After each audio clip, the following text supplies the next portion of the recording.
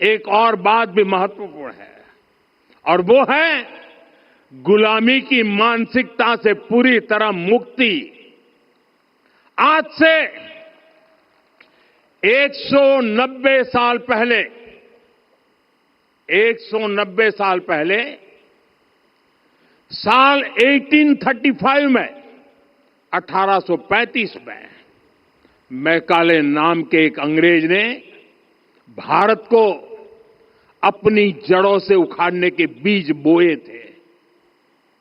Macaulay ने भारत में मानसिक गुलामी की नींव रखी थी।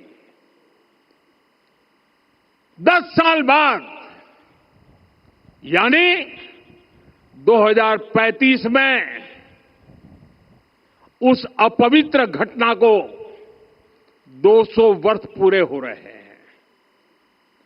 कुछ दिन पहले मैंने एक कार्यक्रम में आग्रह किया था कि हमें आने वाले 10 वर्षों तक उस 10 वर्षों का लक्ष्य लेकर चलना है कि भारत को गुलामी की मानसिकता से मुक्त करके रहेंगे।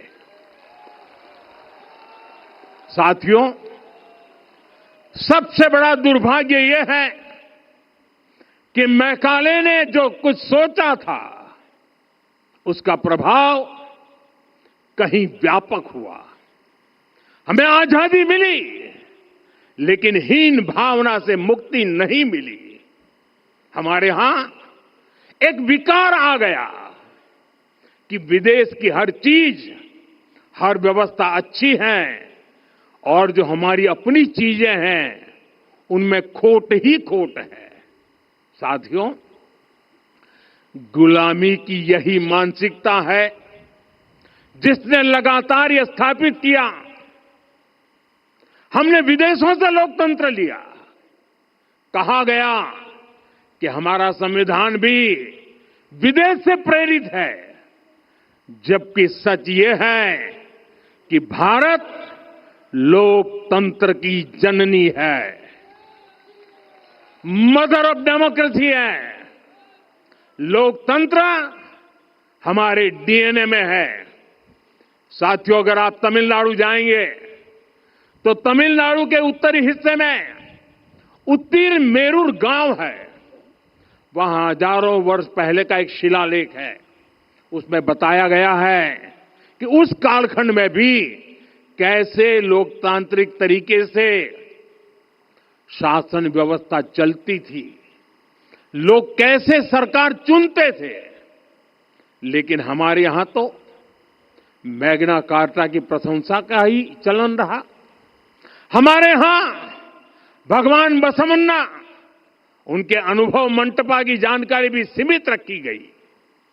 अनुभव मंटपा यानी जहां सामाजिक, धार्मिक और आर्थिक विषयों पर सार्वजनिक बहस होती थी, जहां सामूहिक सहमति से निर्णय लिए जाते थे।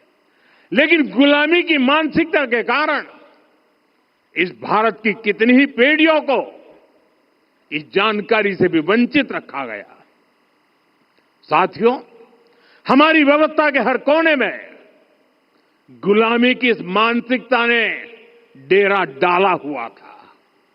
अब याद करिए, भारतीय नौसेना का ध्वज सदियों तक उस ध्वज पर ऐसे प्रतीक बने रहे जिनका हमारी सभ्यता, हमारी शक्ति, हमारी विरासत से कोई संबंध नहीं था।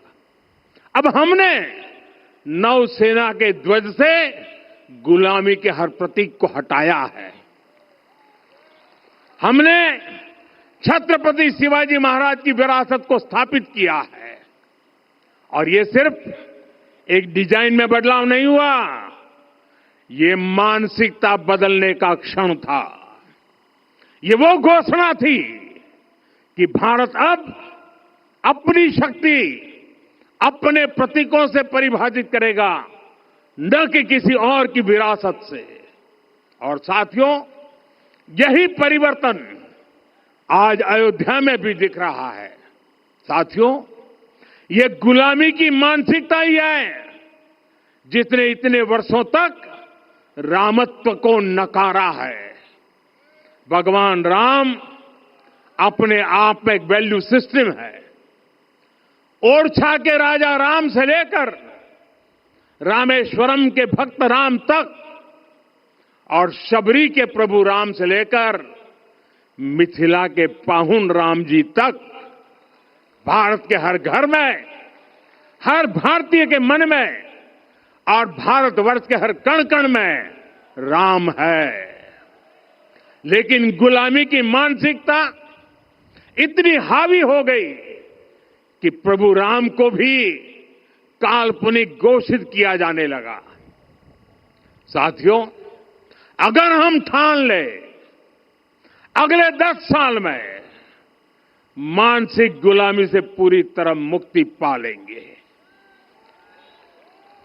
और तब जाकर के ऐसी ज्वाला प्रज्वलित होगी, ऐसा आत्मविश्वास बढ़ेगा कि 2047 तक विकसित भारत का सपना पूरा होने से भारत को कोई रोक नहीं पाएगा। आने वाले 1000 वर्ष के लिए भारत की नींव तभी सशक्त होगी जब मैकाले की गुलामी के प्रोजेक्ट को हम अगले 10 साल में पूरी तरह ध्वस्त करके दिखा देंगे।